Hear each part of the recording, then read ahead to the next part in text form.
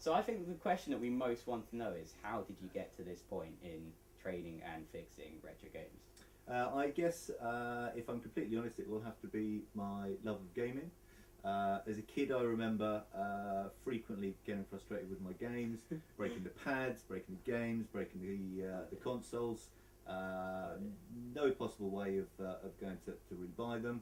So it was a case of taking them apart, trying to work out how to fix them, and putting them back together so I could continue playing my games effectively. So it was a case of fixing a consumer problem and yours at the same time. Yeah, I guess you could say that. That's a fair point. It's not a bad way to go about it.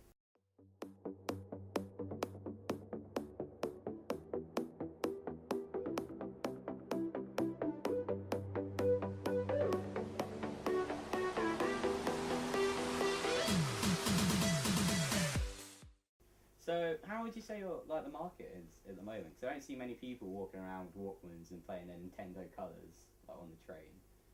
No, that's very true. There's not that many retro gaming companies in the UK. eBay helps. I mean, a lot of our distribution is through eBay, and obviously Amazon as well. With those bad boys around on the market, you get accessibility to the entire world, and probably half of our sales go outside of the UK. So even if we don't have a local gaming stall or market in every town in the UK, I guess online has changed that dramatically. Yeah, it's good seeing the new guys just helping out the old guys, like using modern technology and putting out on the internet, getting all the content around. It's good.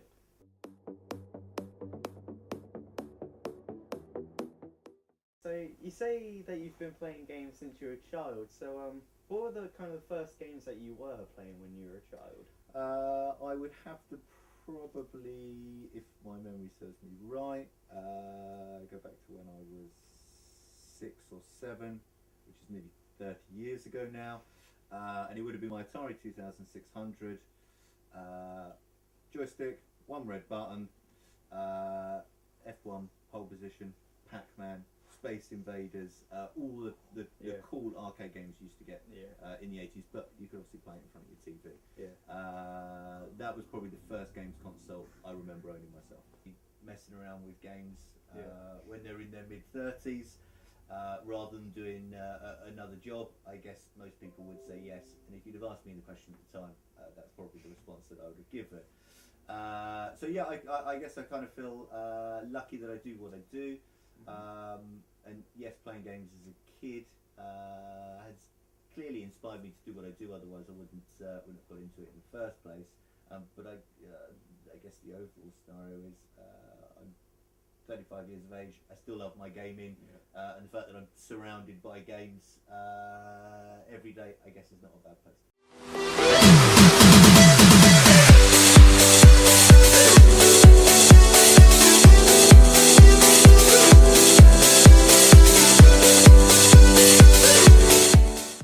How do you feel about modern next-gen consoles?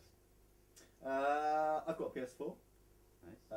I do still play my games. I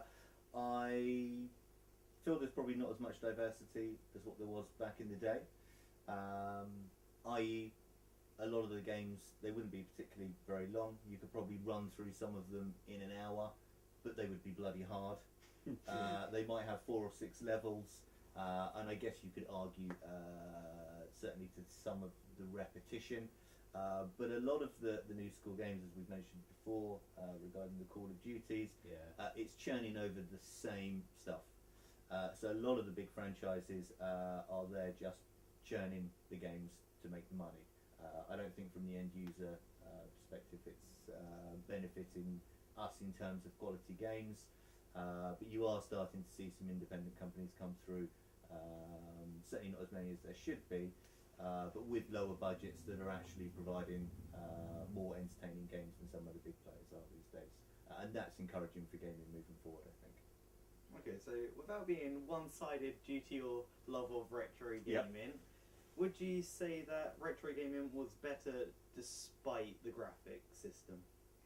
Oh, that's a very good question. Do I think the gameplay was better? Yeah. Yes, I do. Yeah. Yeah. easily. Yeah, that was an easy answer. And that is because a lot of the developers weren't able to concentrate all of their time, money, and effort on making it look pretty. They had to write a good story. They had to squeeze what they could out of the console. And don't get me wrong, a lot of the new developers will do exactly the same thing, or certainly say that they do exactly the same thing. But these games were being built in a fashion that nobody had built before. Nowadays, it's not so diverse.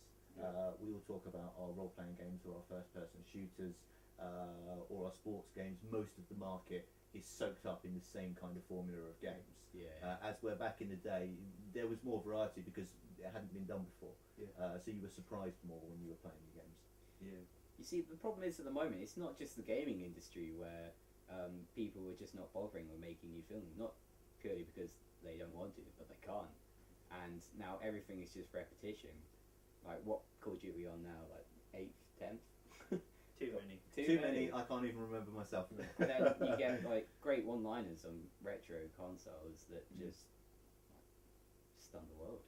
Don't get me wrong. I mean, you can. I mean, one of my, and it's probably not even modern now, but it's certainly not retro. But one of my favourite games of all time is BioShock, and it's not an 8 or 16 or 32-bit game.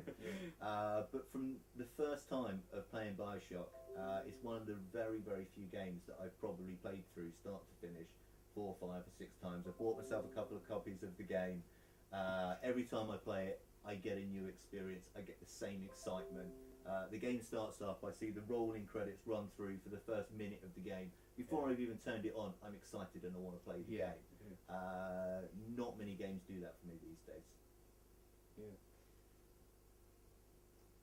Sorry, I'd say that's a cut, but I was hoping you wouldn't have finished, like you wouldn't have tried to push into a next question because I was so close to laughing. I was just like, oh, please don't make a question because I'm gonna laugh. press pause.